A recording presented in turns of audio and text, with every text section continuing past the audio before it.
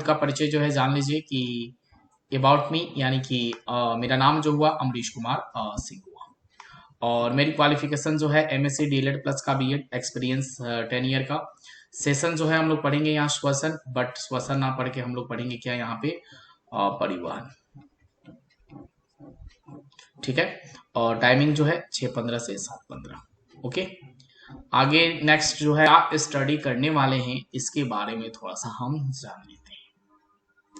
क्यों जानना हमारे लिए जरूरी है? क्योंकि हम जो है लेसन 3 पढ़ रहे हैं परिवहन। हमने इसके पहले जो है पढ़ा था क्या, तो हमने पढ़ा था वाष्पोत्सर्जन। आज हम लोग क्या पढ़ेंगे फिर कि अध्याय 3 के परिवहन, यानी कि पौधों में भोजन एवं अन्य पदार्थों का परिवहन। दूसरा टॉपिक हम पढ़ेंगे जंतुओं में परिवहन, और तीसरा टॉपिक पढ़ेंगे रक्त परिवहन तंत्र। यह 3 टॉपिक जो है हमें आज स्टार्ट करना है, और तीनों टॉपिक एक से बढ़कर भाई एक है, क्योंकि ये तीनों टॉपिक किसी की मुकाबला नहीं कर सकता है। क्योंकि पौधों में भोजन एवं अन्य पदार्थों का परिवहन, पौधों में जो है भोजन की प्रक्रिया कैसे पूर्ण होती है, पौधा अपना भोजन कैसे निर्माण करता है, पौधा अपना भोजन कैसे ग्रहण करता है, तथा अन्य पदार्थ का परिवहन जो है कैसे करेगा। जैसे मान लीजिए नाइट्रोजन की उसे जरूरत है, नाइट्रोजन कहाँ से लाएगा, सल्फर की जरूरत है, वह सल्फर कहाँ से लाएगा, कार्बोहाइड्रेट की जरूरत है तो कार्बोहाइड्रेट कहाँ से लाएगा। तो यह सभी अन्य पदार्थों के परिवहन के बारे में जानेंगे। उसके बाद जंतुओं में परिवहन, यानी कि जंतुओं में तो हम भी आते हैं कहीं ना कहीं, तो यहाँ जीव जंतुओं में परिवहन की प्रक्रिया होगी, तो शायद यह हमारे बातों पे होगी। तो हमारे में शरीर में जो है परिवहन कैसे होता है ये भी जानना जरूरी है। उसके बाद तीसरा हमारा टॉपिक है रक्त परिवहन तंत्र।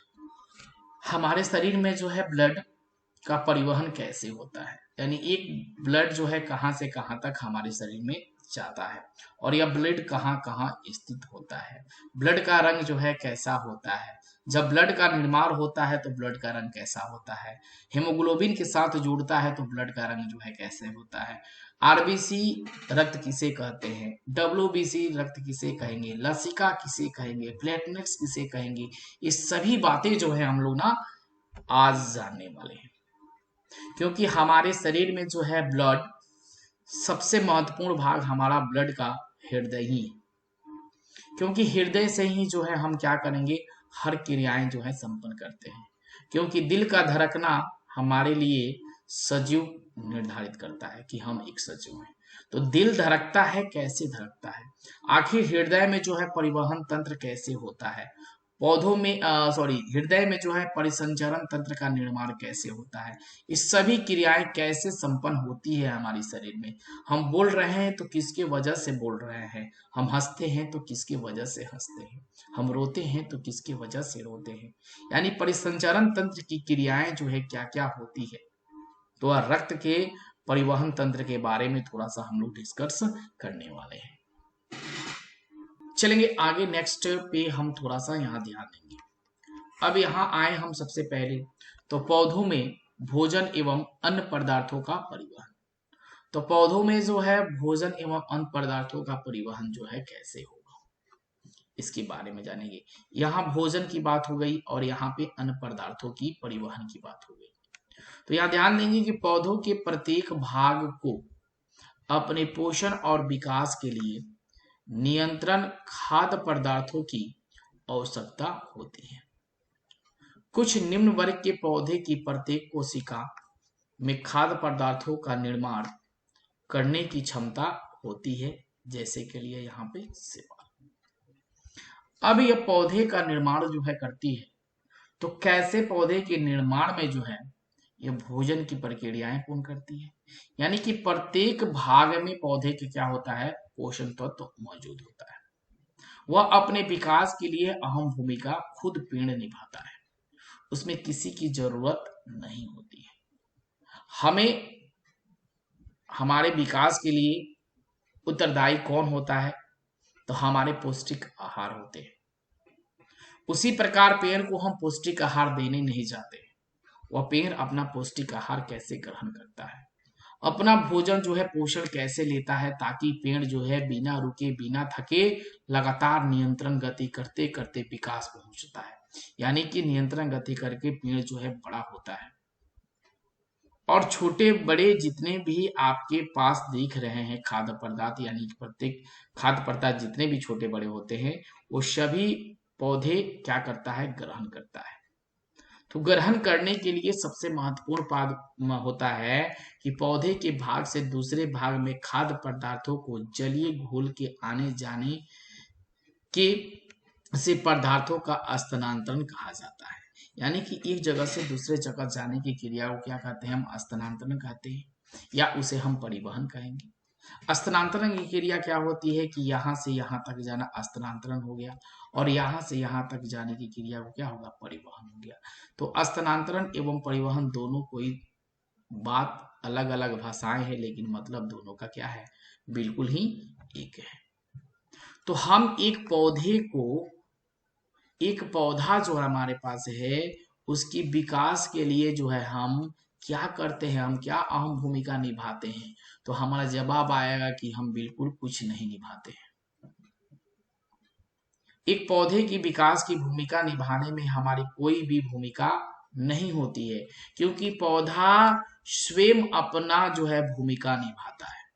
यह स्वयं अपना क्या करेगा, भूमिका निभाएगा। इसे भोजन की आवश्यकता होगी, यह भोजन खुद ही निर्माण करेगा। इसे भोजन की आवश्यकता होगी तो यह भोजन खुद ही निर्माण करेगा। कि पौधा जो है भोजन का निर्माण यह स्वयं करता है। और यह पौधा इतनी पीत भर का जब होगा, जब इसमें हम पौधा होगा, यह जब अंकुरित पौधा होगा, जब यह पौधा इतना बड़ा होगा, और पौधा इतना बड़ा हुआ, यह पौधा इतना बड़ा होगा, यह पौधा इससे भी बड़ा हुआ। तो इतनी दूर की लिए क्रियाएं जो हमने किया, अपना रोल क्या दिया, हमारा रोल आपका रोल क्या है इसमें, कुछ भी, नथिंग, कुछ भी नहीं है। यह पौधा जो है एक बीज से अंकुरन की क्रिया करते हुए ये क्रियाएं जो है आज इस मुकाम पे पहुंची हुई है। हमारी रोल कुछ नहीं होता है, क्योंकि हाँ, क्योंकि क्योंकि क्यों क्योंकि क्या, ये पौधे के जो जड़ होंगे ना, इसके सबसे महत्वपूर्ण भाग होते हैं। क्योंकि जड़ से जो है यह क्या करेगा, खनिज पदार्थ को ग्रहण करेगा। यह जड़ से ही क्या करता है, खनिज पदार्थ को क्या करता है, यह ग्रहण करता है। और यह खनिज पदार्थों को ग्रहण करेगा, जैसे इसे नाइट्रोजन की जरूरत है, मानते हैं इसे नाइट्रोजन की जरूरत है, तो नाइट्रोजन आप दीजिएगा क्या इसे, आपको बोलने आएगा पेड़ की क्या हमें नाइट्रोजन की कमी है, आप मुझे दे दीजिए, बिल्कुल ही नहीं बोलने आएगा। क्यों, क्योंकि इसमें जो भी कमी होती है, पेड़ अपने जड़ों से उस चीज को क्या करता है, अवशोषित कर लेता है। अब वो अवशोषित जैसे ही करेगा, तो अपना भोजन का निर्माण में यह सहायक दे देता है। इसे जल की अगर जरूरत पड़े तो क्या आप जल देते हो, आपको बोल दिया जाए कि सप्ताह में 7 दिन लगातार आप पानी दीजिए पेड़ में, तो आप क्या करते हैं, भूल जाते हैं, और कंटिन्यू रोज जो है पानी आप इसमें नहीं दे पाते हैं।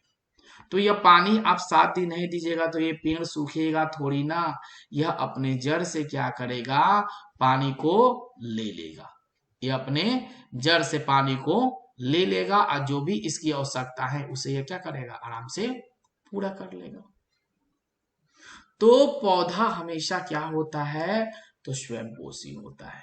यह किसी की सहायता की, इसमें किसी की जरूरत नहीं पड़ती है। इसे एक चीज ही सहायता दे सकता है, तो वह है हमारा सूर्य, क्योंकि यह सूरज की रोशनी से ही यह भोजन का क्या करता है, निर्माण करता है। जब तक यह सूरज रहेगा तब तक जो है यह पेड़ रहेगा, और तब तक जो है यह प्रकाश संश्लेषण की प्रक्रिया पूर्ण करेगा, और तब तक इसे हम बोल सकते हैं स्वयंपोषी, क्योंकि यह खुद ही हर चीज का क्या करता है, निर्माण करता है।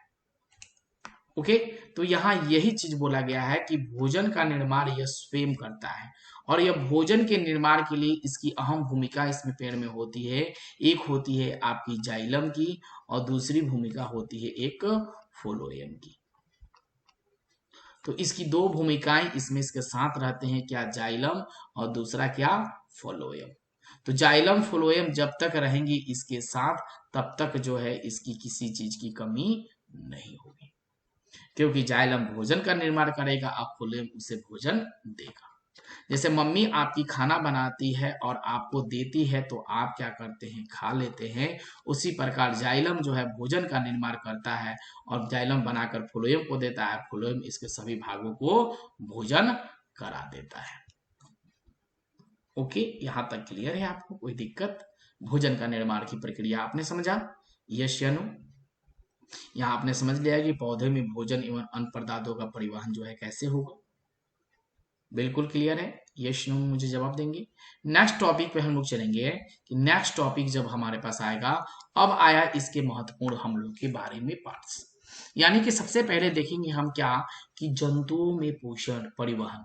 तो जंतुओं में परिवहन की प्रक्रिया कैसे होती है, यानी हम जो है क्या है, जीव जंतु है। तो जीव जंतु हम है तो हमारे अंदर परिवहन की क्रियाएं जो है कैसे होगी? क्या हम अपने आप को परिवहन क्रिया करते हैं? छोटा जंतु है या बड़ा जंतु, छोटा जंतु हो या बड़ा जंतु हो, सभी में एक विशेष प्रकार के क्या पाए जाते हैं, तो परिवहन तंत्र पाए जाते हैं। क्या पाए जाते हैं? एक विशेष प्रकार के परिवहन तंत्र पाए जाते हैं। क्यों ना छोटी जंतु हो, क्यों ना यहाँ सबसे छोटी जंतु चींटी हो और सबसे बड़ा जंतु एक हो ही की है, तो वह है मानव। सबसे छोटी जंतु मान लेते हैं चींटी और सबसे बड़ी जंतु हम मान लेते हैं क्या, यहाँ पे मानव। सबका जो है प्रोसेस परिवहन तंत्र होता है। क्यों होता है? क्योंकि सभी में ऑक्सीजन किसी की जरूरत होती है, तो किसी को नाइट्रोजन की जरूरत होती है, तो किसी को कार्बन डाइऑक्साइड की जरूरत होती है, तो किसी में हार्मोन पाए जाते हैं, तो किसी में पोषण तत्व की कमी होती है, किसी को पोषक तत्व चाहिए। तो अगर हम अपने पे लेके चलेंगे तो ज्यादा समझ पाएंगे, क्योंकि हमसे ज्यादा हमारे बारे में कोई नहीं जानता है। आप अपने बारे में जितना आप जानिएगा, आपके पापा मम्मी भी नहीं जान पाएंगे। आप अपने आप को जितना समझते हैं वो आपको कोई नहीं समझ सकता। कि आप होनहार हैं, अच्छे हैं, बुरे हैं, खराब हैं, क्या हैं, आप खुद ही जान सकते हैं। क्योंकि दो मुस्कान किसी के सामने हंस के अगर हम बातें कर देते हैं तो अगला वाला समझ लेता है कि यह बंदा बहुत अच्छा है, लेकिन हमारे मन में जो है क्या है, ये हम खुद ही जानते हैं कि हम अच्छे हैं या बुरे हैं। तो वही चीज है, यहाँ बोला गया है कि उच्च श्रेणी की जंतु में एक विशेष प्रकार का परिवहन तंत्र होता है, जो ऑक्सीजन, कार्बन डाइऑक्साइड, पोषण तत्व, हार्मोन, उत्सर्जी पदार्थ या उपापचयी क्रियाओं के फलस्वरूप उत्पन्न विभिन्न पदार्थों के शरीर के भाग से दूसरे भाग में ले जाता है। यानी कि देखेंगे कि हमारे शरीर में ऑक्सीजन हम लेते हैं, ऑक्सीजन को लिए, लेकिन ऑक्सीजन लेने के बाद हमारी काम कुछ नहीं है, हमारे शरीर में जो फंक्शन है वह ऑक्सीजन को एक जगह से दूसरी जगह ले जाती है। आप जानते हैं कि हमारा यह नासिक छिद्र है, नासिक छिद्र से हम ऑक्सीजन को ग्रहण किए और ग्रहण करने के बाद यह कहाँ लेके जाएगा आप हम जानते हैं। तो ऑक्सीजन की हमें जरूरत पड़ती है, ऑक्सीजन को पहुंचा देता है कोई और। कार्बन डाइऑक्साइड को जब हम छोड़ते हैं तो हमें लेके बाहर की ओर नासिक छिद्र तक लाता है कोई और। हमें पोषण तत्व की जरूरत होती है तो हमें पोषण तत्व देता है कोई और। हार्मोन की कहीं हमें दिक्कत शरीर में है तो हार्मोन देता है कोई और। उत्सर्जी पदार्थ हमारे शरीर में उत्पन्न होता है, निकलता है कोई और। इसका उपापचयी क्रियाओं के फलस्वरूप जो विभिन्न पदार्थ शरीर के भाग से एक भाग से दूसरे भाग में क्या होता है, लेकर जाता है। इस तंत्र के तीन जो हैं प्रमुख अवयव क्या हैं, एक मानिए रुधिर या रक्त, दूसरा है आपका हृदय और तीसरा है रुधिर या रक्त वाहिकाएं। ये तीन जो हैं ये हमारे शरीर के लिए सबसे इंपॉर्टेंट है। क्या क्या? तो 3 अवयव याद रखिएगा, रुधिर या रक्त बोलिए, रक्त बोलिए या खून बोलिए, पहला उसके बाद दूसरा हृदय और तीसरा रक्त वाहिनियां। ठीक है, रुधिर या रक्त, दूसरा हृदय या हृदय, और तीसरा जो है रक्त, रुधिर या रक्त वाहिनियां मिलकर जो है रुधिर रक्त परिवहन तंत्र का क्या करता है, निर्माण करते हैं। इसके अतिरिक्त परिवहन के लिए लसिका तंत्र नामक एक तंत्र की उच्च श्रेणी के जंतुओं में जो है पाए जाते हैं। तो लसिका तंत्र जो है किसमें पाया जाता है? उस श्रेणी के जंतु जो है कौन है? तो उस श्रेणी के जंतु एक ही है हमारा, क्या? तो यही सबसे ऊंच है, सबसे बुद्धिजीवी है और सबसे को बस में कर सकता है, वह है मानव। हाथी कितना भी बड़ा विशाल जानवर क्यों ना हो, उसे हैंडल कौन करता है? तो उसे एक मानव ही कर पाता है, क्योंकि दुनिया के सबसे सर्वश्रेष्ठ प्राणियों में से मनुष्य ही है कि हर चीज को जो है अपने बस में कर सकता है।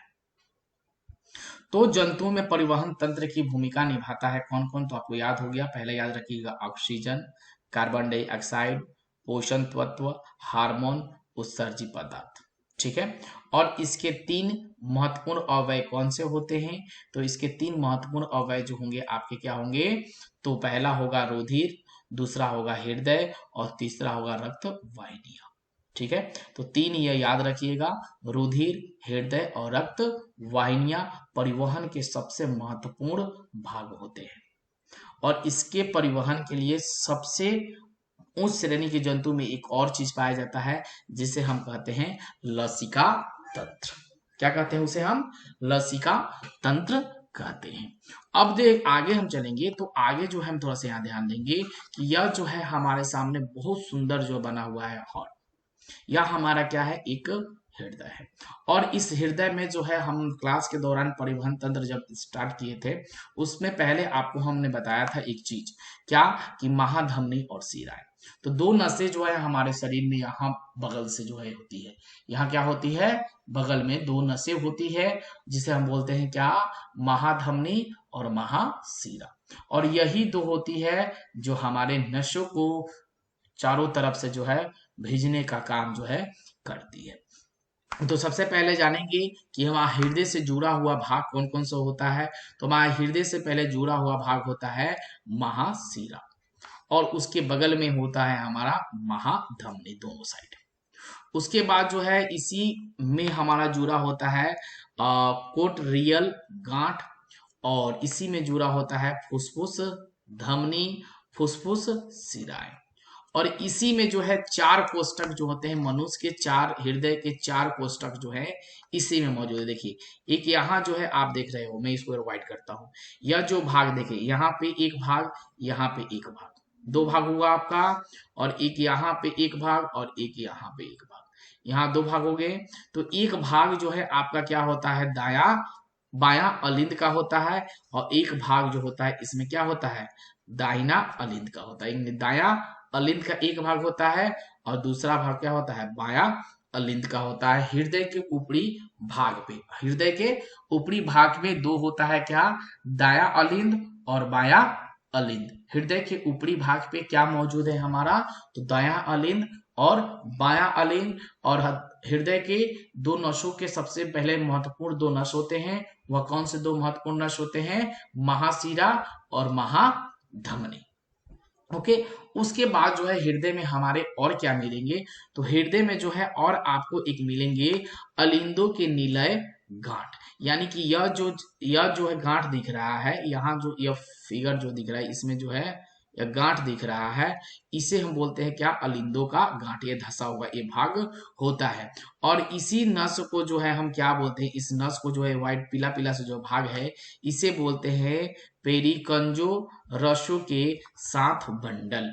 इसे हम क्या बोलेंगे? परकिंजे रेशों का 7 हिस्स बंडल जो है हम इसे बोलते हैं। और इसमें जो है यहाँ व्हाइट व्हाइट सी 2 भागे यहाँ दिख रही है जिसे हम बोलते हैं कार्डियल टेनियन, कार्डियल इसे हम बोलेंगे। उसके बाद जस्ट उसके नीचे में जो होता है क्या होता है? दाया निलय आपका पाया जाता है, और उसे निचले भाग में जो है क्या पाया जाता है? बाया निलय पाया जाता है। और यह होता है अंतर निलय पटिकानु, यानी कि नीचे झुका हुआ जो भाग होता है, ऐसे जो भाग होगा, ऐसे दिल जो होता है, ऐसे दिल, यह जो ऐसे झुका हुआ जो भी ये भाग है, वह भाग क्या होता है कि अंतर निलय पटिकानु उसे हम बोलते हैं। दिल का फिगर जो है हम ऐसे बनाते हैं, लेकिन दिल का फिगर ऐसे नहीं होता है। दिल का फिगर आप यहाँ देख सकते हैं, ये त्रिकोण होता है, यह त्रिकोण जैसा होता है, ये तिकोना होता है। और हृदय जो है यही हमारा सबसे महत्वपूर्ण भाग होता है, क्योंकि इसके बिना जो है हम एक पल के लिए भी जीवित नहीं है। इस जिस दिन धड़कना बंद कर देगा उस दिन हम दुनिया से अलविदा बोल देते हैं।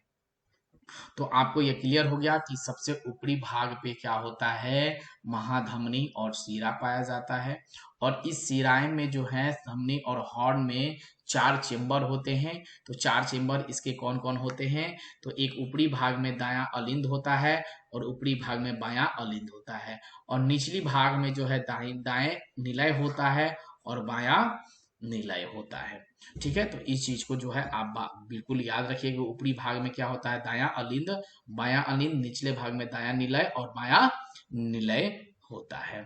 और जो है ये पीली लाइनिंग जो आप दिख रहे हैं, उस पीली लाइनों को हम बोलते हैं क्या, परकिंजे रेशो के साथ बंडल। ओके, ये 4 भाग जो है आपको याद रखने होंगे।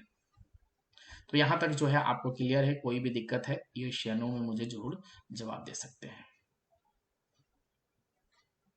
अब जो है आगे हम नेक्स्ट पॉइंट पे चलेंगे कि नेक्स्ट पॉइंट जो है हमारे सामने यहाँ दिख रहा है क्या, तो रक्त परिवहन तंत्र। अब रक्त का जो है परिवहन तंत्र कैसे होता है, यह हमारे शरीर में जो है रक्त परिवहन तंत्र कैसे होता है, यानी कि एक जगह से दूसरे जगह पर जाना क्या कहलाता है, परिवहन कहलाता है। लेकिन हमारी अब बात हो रही है किसकी, तो रक्त की। तो रक्त एक जगह से दूसरी जगह कैसे जाएगा, ये बड़ी सवाल आपके अंदर आता है कि ये एक जगह से दूसरी जगह कैसे आएगा। तो मैं आपको पहले पिछले वाली क्लास में जो है बताया कि रक्त जब निर्मित होता है, निर्माण होता है, तो किस कलर का होता है। तो एक बार फिर से जो है आपको नोट कराना हमारे लिए जरूरी मैं समझता हूं कि रक्त जब निर्माण होता है, रक्त निर्माण के समय, रक्त निर्माण के समय कैसा होता है, रक्त निर्माण के समय रक्त कैसा होता है, यानी रक्त निर्माण के समय रक्त का रंग कैसा होता है, ऐसा होना चाहिए। थोड़ा सा यहाँ हुआ है, मैं लिख देता हूँ। रक्त निर्माण के समय, रक्त निर्माण के समय रक्त किस कलर का होता है, समय रक्त का रंग कैसा होता है, रक्त का रंग जो है कैसा होता है। यह बहुत शानदार क्वेश्चन है, कैसे कैसा होता है। ठीक है, यह बहुत शानदार क्वेश्चन है, इस क्वेश्चन को आपको याद रखना होगा कि कैसा होता है। आप जानते हैं किस कलर का होता है, तो आपको याद रखना होगा कि हल्का नीला। ठीक है, यह हल्का नीला कलर का जो है यह होता है। और जब यह हीमोग्लोबिन रंजक के पास पहुंचता है, हेमोग्लोबिन, हेमोग्लोबिन रंजक के पास जैसे ही पहुंचेगा तो उसका कलर जो है कैसा हो जाता है, लाल हो जाता है। ठीक है, तो इसलिए बोला जाता है कि हमारे शरीर में जो है और खून का रंग कैसा होता है, तो लाल होता है। लेकिन पहले जब निर्माण के समय ब्लड जो होता है हमें कैसा बनता है, तो हल्का नीला बनता है। वो हेमोग्लोबिन रंजक के पास जैसे ही पहुंचता है वो ब्लड, तो उसमें जो है यह मिक्स हो जाता है, और मिक्स होने के बाद यह जो है लाल कलर में निकल जाता है। ठीक है, तो यही चीज ये बोला गया है कि रक्त परिवहन तंत्र जो है किसे कहेंगे, तो यहाँ ध्यान देंगे कि रक्त लाल रंग का एक गाढ़ा क्षारीय जिसका पीएच मान कितना होता है, रक्त का पीएच मान कितना होता है, तो 7.4। इसको नोट कर लीजिए कि लाल रक्त का एक लाल रक्त जो है क्या है, एक गाढ़ा क्षारीय द्रव है जिसका पीएच मान जो है कितना होता है हमारा 7.4। ठीक है, तरल पदार्थ है जो हृदय तथा रक्त वाहिनियों में प्रवाहित होता है। यह अपने प्रवाह के दौरान शरीर के सभी ऊतकों का संयोजन करता है, इसलिए तरल संयोजित ऊतक भी इसे कहा जाता है। यानी कि तरल संयोजित ऊतक हम इसे क्यों कहते हैं, अब यहाँ क्वेश्चन आपसे पूछा जा सकता है कि हम लाल रक्त कोशिकाओं को लाल रक्त कोशिकाओं को तरल संयोजित ऊतक क्यों कहते हैं? तो आपका जवाब क्या आना चाहिए कि हमारे शरीर में ऊतकों का संयोजन होते रहता है, इसलिए जो है इसलिए इसे जो है हम तरल संयोजित ऊतक कहते हैं। ठीक है, क्योंकि हमेशा जो है आपके शरीर में ब्लड की क्या होती है, रनिंग होती रहती है। ब्लड जो है आपका हमेशा क्या होता है, चलते रहता है। यानी कि अचानक आपको बोला जाए कि यहाँ से दौड़ के 1 किलोमीटर चले जाइए, तो आपसे दौड़ा नहीं जाएगा 1 किलोमीटर। क्यों नहीं जाएगा? क्योंकि रक्त का परिसंचरण तंत्र यानी कि पूरे आपके शरीर में जो भी रक्त है वह कैसे हैं, बिल्कुल स्लो मोशन में चल रहे हैं। जब आप रनिंग करना शुरू करिएगा तो आपका ब्लड का सर्कुलेशन जो है थोड़ा सा स्पीड पकड़ेगा, और जब यह स्पीड पकड़ेगा तो क्या होगा कि आप बहुत ज्यादा क्या होंगे, थक जाएंगे। यानी कि आपकी सांस जो लेने की स्पीड है थोड़ी सी क्या हो जाएगी, हाई हो जाएगी। इसलिए क्योंकि शरीर में जो आपके ब्लड है वह रफ्तार उसकी बढ़ रही है, और जब रफ्तार आपकी बढ़ती है तो आपका ब्लड भी रफ्तार में आएगा और आपके शरीर की गति बढ़ेगी, तो सांस की प्रक्रिया भी जो है आपको बहुत तेजी से होने लगेगी। इसलिए बोलते हैं कि जो धावक होते हैं वह कंटिन्यू रनिंग करते हैं, इसलिए क्योंकि उनका जो है दम पचता है, यानी कि उनकी ब्लड की सर्कुलेशन जो है उस रफ्तार में होती है, होते हुए भी जो है उसमें उतनी थकान नहीं होती है, ताकि वह जिस जगह से जाना तय करते हैं दौड़ते, उस जगह पर पहुंचते ही वह कंटिन्यू वह क्रियाएं कर रही है। तो उनके दौड़ने दौरान से जो है ना उनकी शरीर की चाल उतना क्या किया है, मेंटेनेंस करके रखा हुआ है। हमें कोई बोले लगातार कि दौड़ लिया जाए तो थोड़ी सी क्या होती है, हमें हरासमेंट महसूस होने लगती है। तो लाल रक्त जो है, लाल रक्त हमारा ये कैसा होता है कि गाढ़ा क्षारीय होता है, जिसका पीएच मान कितना होता है हमारा 7.4, और तरल पदार्थ जो हृदय तथा रक्त वाहिनियों में प्रवाहित होता है, और वह अपने प्रवाह के दौरान शरीर के सभी ऊतकों का जो है संयोजन होता है, इसलिए तरल संयोजक ऊतक जो है हम इसे कहते हैं। ओके, उसके बाद जो है रक्त की संरचना कैसी होती है इसके बारे में थोड़ा समझाएंगे कि रक्त की संरचना दो प्रमुख घटक होते हैं। रक्त की संरचना कितने घटक होते हैं, तो दो प्रमुख इसके घटक होते हैं। पहला क्या होता है हमारा, तो पहला होता है कि तरल भाग जो प्लाविक या प्लाज्मा कहलाता है। हमारे शरीर में प्लाज्मा की भी बहुत बड़ी भूमिका है।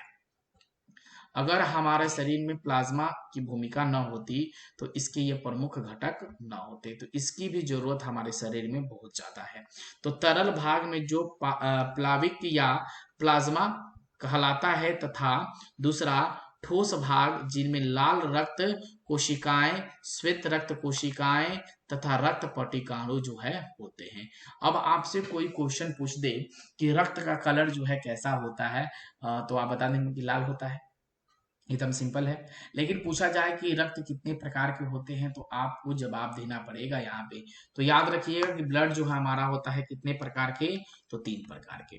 पहला क्या होगा, तो लाल रक्त कोशिकाएं, दूसरा क्या होगा, श्वेत रक्त कोशिकाएं, और तीसरा हमारा क्या होगा, रक्त पटिकाणु। ये 3 प्रकार के जो है हमारे शरीर में ब्लड होते हैं। ठीक है, और ये तीनों ब्लड हमारे शरीर के लिए बहुत ही ज्यादा क्या है, उपयोगी है।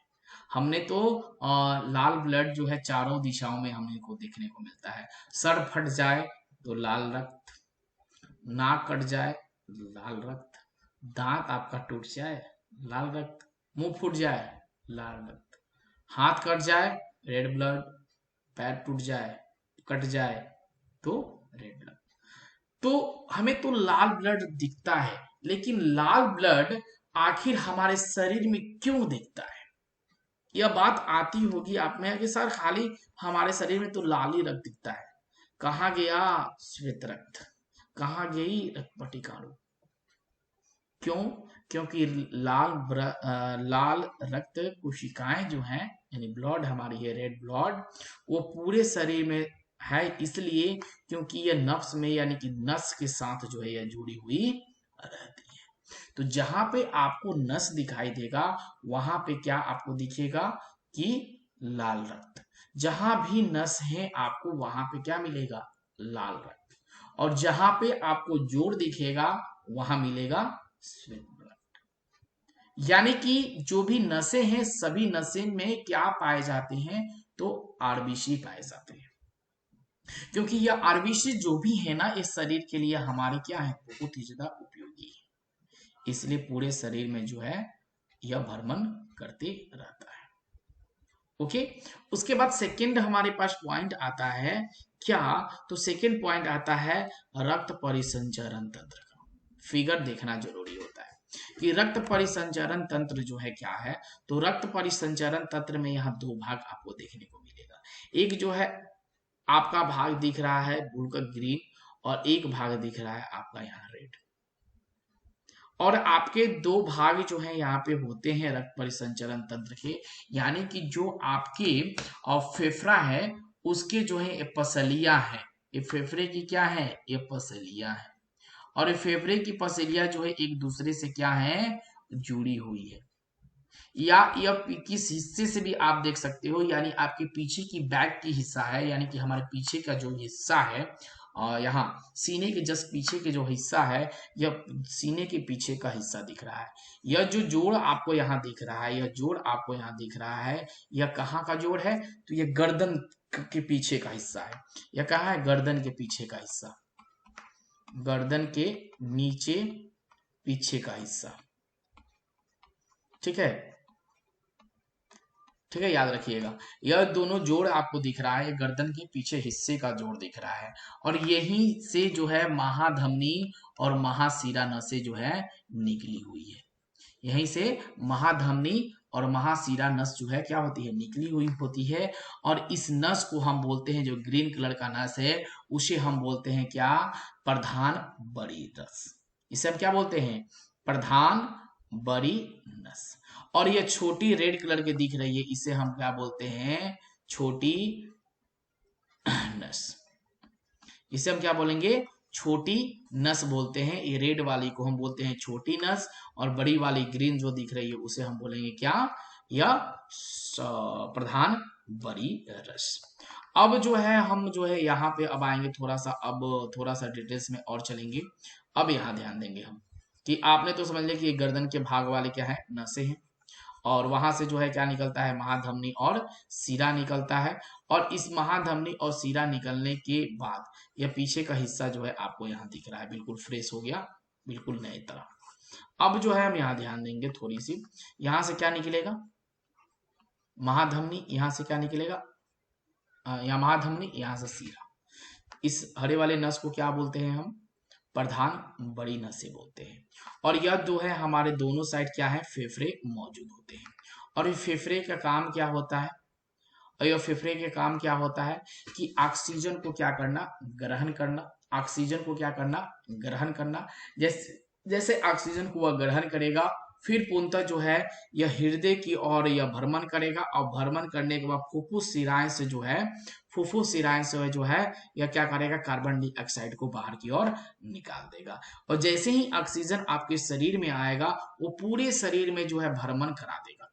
देखो कितना जल्दी हम सांस लेते हैं, उतने जल्दी में जो है ऑक्सीजन पूरे हमारे शरीर में जो है परिवहन कर देता है, यानी परिवहन मतलब घूम लेता है, उतने ही देर में घूम लेता है, और तुरंत जो है हम सांस में छोड़ दिए। देखिए कितना फास्ट है सर्विस है इसकी, इसकी सर्विस बहुत फास्ट होती है।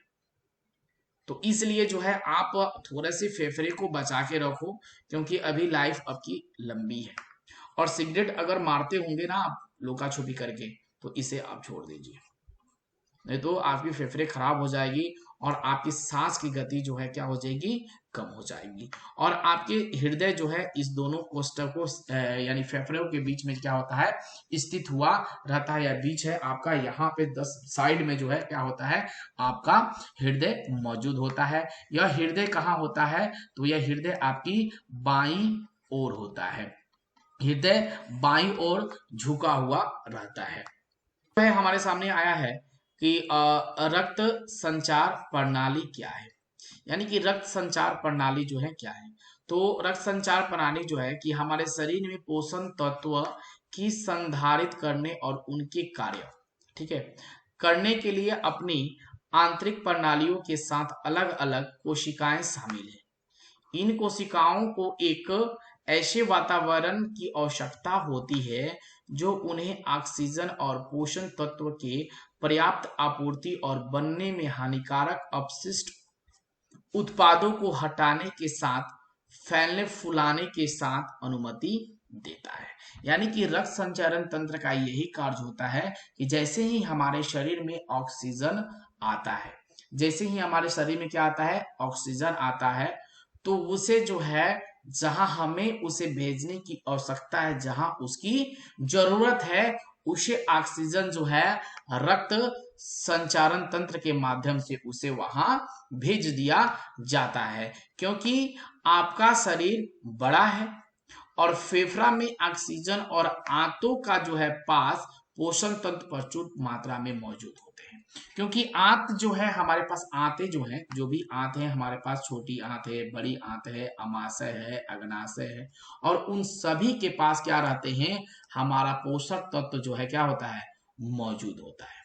और इस सभी पोषक तत्वों को कौन भेजता है, तो इन सभी पोषक तत्वों को हमारा ऑक्सीजन भेजता है कि जहां जिस चीज की कमी है उसे उस चीज क्या किया जाए, पूरा करा दिया जाए। तो ऑक्सीजन के सहायता से ही जो है हमारे पोषक तत्व हमारे शरीर में विद्यमान रहते हैं, यानी हमारे शरीर में मौजूद रहते हैं। क्योंकि किडनी कचरे को संसाधित करने के लिए तैयार है, लेकिन यह अंग एक दूसरे से काफी दूर स्थित होते हैं।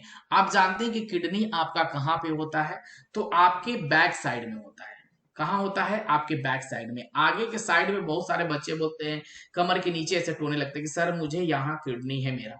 जी बिल्कुल, वहां किडनी आपका नहीं होता है। कहाँ पे किडनी होता है, तो आपका बैक साइड में जो है किडनी होता है। यानी कि कमर आपका बैक साइड में है, तो बैक साइड के जो है आप वहां एक देखिएगा रीढ़ की हड्डी होगी, उस रीढ़ की हड्डी के दोनों साइड, रीढ़ की हड्डी के जस्ट दोनों साइड जो है क्या होते हैं, आपके किडनी मौजूद होते हैं। आपके रीढ़ की हड्डी के निचले स्तर पर क्या होते हैं, कमर के किडनी दो मौजूद होते हैं। जो हम पानी पीते हैं तो वह फिल्टर का काम करता है। हेलो जी पावर कैसे, वह क्या करता है, फिल्टर का काम करता है। यानी कि जो भी कचरे पानी है उसे क्या करता है, वह रिफाइन करता है। जैसे हम अपने घरों में अपने पीने के लिए हम क्या करते हैं, आरओ का इस्तेमाल करते हैं, उसी प्रकार शरीर को भी पानी पीने के लिए अपने लिए वह आरओ लगाया है।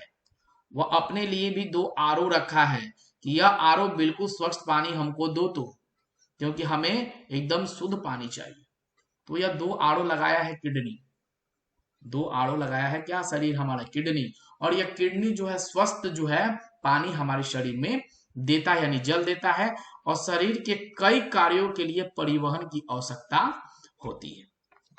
संचार प्रणाली आपके शरीर के सभी भागों को जोड़ते हैं और लसिका और तंत्रिका तंत्र का उपयोग आपके शरीर के लिए एक नेटवर्क बनाए रखता है। अब यहाँ बात आ जाएगी क्या, तंत्रिका तंत्र के बारे में।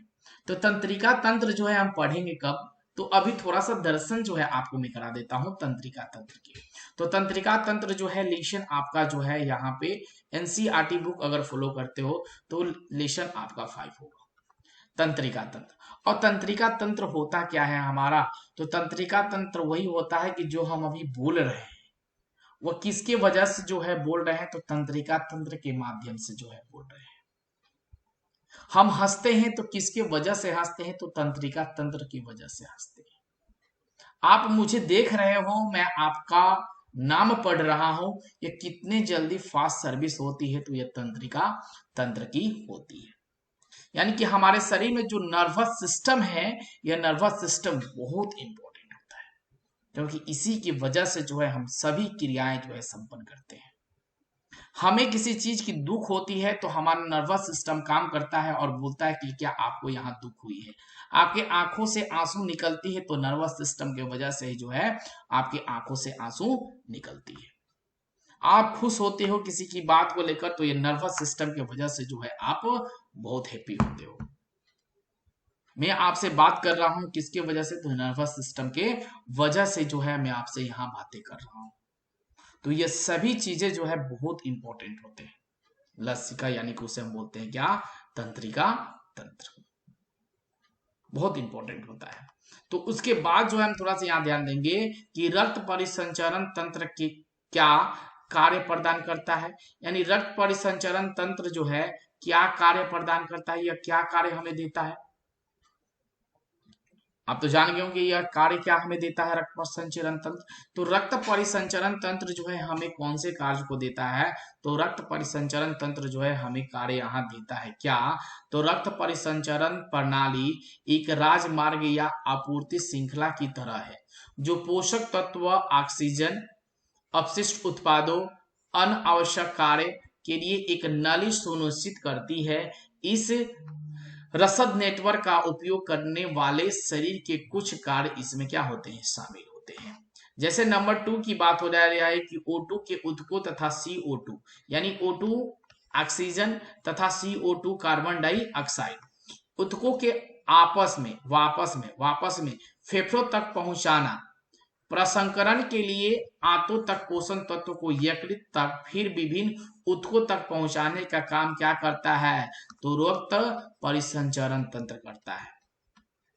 कौन करता है, रक्त परिसंचरण तंत्र ही करता है कि हमारे शरीर में जितने भी पोषण तत्व की आवश्यकताएं हैं उसे कौन पूरा करता है, तो उसे रक्त परिसंचरण तंत्र के माध्यम से किया जाता है। और रक्त परिसंचरण तंत्र कहां से उत्पन्न होता है, तो यह जो है आपके ऑक्सीजन के द्वारा जो है यह पूरा किया जाता है। आपके शरीर में कहीं भी पोषण तत्व की कमी है उसे कौन पूरा करता है, तो वह जो है आपके सामने ऑक्सीजन मौजूद करता है। क्योंकि आपके पास आंत हैं यानी छोटी आंत, बड़ी आंत, अमाशय, अग्नाशय, लीवर, इस सभी के पास क्या मौजूद है, तो इन सभी के पास जो है अपना अपना प्रोटीन, वसा, कैल्शियम, फास्फोरस सभी चीज क्या है, मौजूद है। और यह यहाँ से उठ के नहीं जाएगा, यहाँ बैठे रहेगा। जैसे ही ऑक्सीजन इसके पास पहुंचेगा तो यह उठाएगा और यहाँ अगर हमारी कमी है तो ऑक्सीजन इसे यहाँ पूरा करेगा। तो रक्त परिसंचरण तंत्र का यही कार्य होता है और उसके साथ उसकी महत्वपूर्ण भूमिका निभाती है हमारी क्या, ऑक्सीजन। और यही सभी चीज जो है हमारे शरीर को बिल्कुल ही खड़ा करके रखती है। हमें कोई भी तकलीफ होती है तो ऑक्सीजन और हमारे साथ एक पोषण तत्व मिलकर उस चीज को क्या करते हैं, पूरा करते हैं, ताकि जो है हम ज्यादातर बीमार न पड़े। तो अगर आपको कोई भी दिक्कतें हो रही है तो आपको अनुमान लग जाता है, आपको यह चीज अनुभव होने लगता है कि यह चीज हमारे अंदर उत्पन्न हो रहा है और इसके वजह से हमारी तबीयत जो है खराब हो रही है। तो यह चीज को आप पूरा करिएगा, उस चीज को खाइएगा और खाइएगा तो वह किस रूप में प्राप्त होता है, कि तरल रूप में जो है यह प्राप्त होता है। और जैसे ही यह तरल रूप में आपके शरीर में आएगा और ऑक्सीजन उसे क्या करेगा, और रक्त परिवहन तंत्र उसे वहां पहुंचा देगा।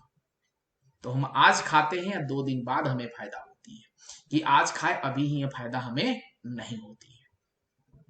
एक इंग्लिश दवा है कि जैसे ही हम खाएं तो तुरंत हमारे शरीर में रिलैक्स मिल गया, क्योंकि वह इतनी फास्ट सर्विस के काम करता है कि उसे पहुंचाना बहुत जरूरी होता है और वह पहुंचा देता है। लेकिन जो भी हम कैल्शियम, फास्फोरस, प्रोटीन खाते हैं वह एकाएक जो है नहीं पहुंच पाता है, उसमें थोड़ा सा टाइम लगता है, धीरे धीरे उसकी भरपाई होती है।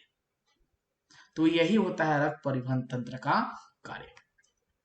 उसके बाद जो है रक्त परिवहन तंत्र के कार्य में कि आवश्यक जो है इलेक्ट्रोलाइट्स और खनिज का परिवहन उत्सर्जन के लिए जो है कोशिकाओं के गुर्दे, त्वचा, ग्रंथियों, अपशिष्ट तथा परिवहन आपके शरीर में विभिन्न ग्रंथियों को आवश्यक मेटाबोलाइट्स, कच्चे माल की आपूर्ति और शरीर के कार्य के नियंत्रित करने के लिए इन ग्रंथियों द्वारा बनाए गए हार्मोन को पूरे शरीर में परिसारित करती है। तो यही रक्त परिवहन तंत्र के महत्वपूर्ण जो है कार्य आपके हुए। और जो है आगे की ओर जैसे हम चलेंगे तो बहुत सारे ऐसे पॉइंट हैं जो आपको नोट करके चलने होंगे। हम आगे पॉइंट पे देखेंगे कि दिल का दाहिना भाग। तो दिल का दाहिना भाग क्या होता है, हमारे दिल का दाहिना भाग। तो देखेंगे दिल के दाहिना भाग की सभी नसें एक साथ, ठीक है, 2 प्रमुख नसों को क्या करती है, जोड़ती है, जिन्हें सुपीरियर और इंफीरियर वेना कावा कहा जाता है। यह आपके हृदय के जो है ऊपरी दाएं कक्ष के में पहुंचता है और यहाँ से रक्त आपके हृदय के निचले दाएं कक्ष द्वारा बलपूर्वक आपके फेफड़े से में क्या करता है, भेजता है। यह रक्त यहीं से ऑक्सीजन प्राप्त करता है और कार्बन डाइऑक्साइड का निपटारा करता है। यानी कहां से करता है, तो अब आपको याद हो गया होगा कि कहां से करता है। तो यहाँ ध्यान देंगे यहाँ से कि यहाँ जो है मैं हाईलाइट कर रहा हूँ, थोड़ा सा इस चीज को यहाँ ध्यान रखेंगे। हाईलाइट में यहाँ से कर रहा हूँ, देखेंगे कि यह आपके हृदय के ऊपरी दाएं कक्ष में पहुंचता है, दाएं कक्ष में पहुंचेगा और यहाँ से रक्त के हृदय के निचले कक्ष में पहुंचेगा। यह बलपूर्वक आपके फेफड़े में क्या करता है, यह भेजता है और यह जब से आपके फेफड़े में आएगा तो रक्त यहीं से जो है ऑक्सीजन प्राप्त करता है। पहले ऑक्सीजन आपका कहाँ आएगा, फेफड़ा में आएगा और फेफड़े में आने के बाद जो है रक्त आपसे ऑक्सीजन को ले लेगा और जैसे ही ऑक्सीजन को लेगा तो कार्बन डाइऑक्साइड का निपटारा भी आसानी से करेगा। तो पहले आपका ऑक्सीजन कहाँ आता है, तो पहले आपका ऑक्सीजन फेफड़े में आएगा और फेफड़े के बाद कहाँ जाएगा, तो यह कार्बन डाइऑक्साइड को तुरंत ही छोड़ देगा और उसके शरीर में पूरे ऑक्सीजन को घुमाएगा और फिर ऑक्सीजन को पूरे शरीर में घुमाएगा और जो भी अपशिष्ट हमारे शरीर में पदार्थ बन रहे हैं गैसे, उसे जो है लाकर बैठे रहेगा। जैसे ही ऑक्सीजन फिर हमारे शरीर में आएगा तो ऑक्सीजन को तुरंत ग्रहण करेगा और तुरंत कार्बन डाइऑक्साइड को छोड़ देगा कि भाई आप ले जाओ इसे दो। तो यह प्रक्रिया जो है क्या होती है, कंटिन्यू होती रहती है। यह प्रक्रिया जो है कंटिन्यू चलती ही रहती है। और उसके बाद हृदय का बायां पक्ष भाग, अब इस हृदय का बायां भाग क्या होगा कि रक्त को तब फेफड़े से आपके हृदय के ऊपरी वक्ष गुहा द्वारा आपके दिल के बाएं और दाएं और जुड़े नहीं हैं, लेकिन नीचे कक्ष वल्वों के माध्यम से रक्त आपके हृदय निचले बाएं कक्ष में पहुंच। अब यहाँ से जो है रखते हैं, यहाँ जो है आपकी क्लास हम समाप्त करेंगे। यहीं पे क्लास को हम क्या करेंगे, समाप्त करेंगे। और तो मैं अभी आपको बोल दूं क्या, पहले थैंक यू। और नेक्स्ट क्लास जो है यहीं से मैं शुरू करूंगा टॉपिक नंबर 3 देकर, ठीक है। इसको नोट कर लीजिएगा आप, टॉपिक 3 हृदय के बाएं भाग से जो मैं शुरू करूंगा। तो सभी को मेरे ओर से पहले मैं बोलूंगा सभी को thank you so much, bye bye. और फिर जो है कल हम मिलेंगे नए टॉपिक के साथ, यानी हृदय का बाएं भाग के साथ, और फिर जो है क्लास को यहाँ से हम कंटिन्यू करेंगे। ओके, तो सभी को हमारी ओर से thank you so much, bye bye, good night, शुभ रात्रि।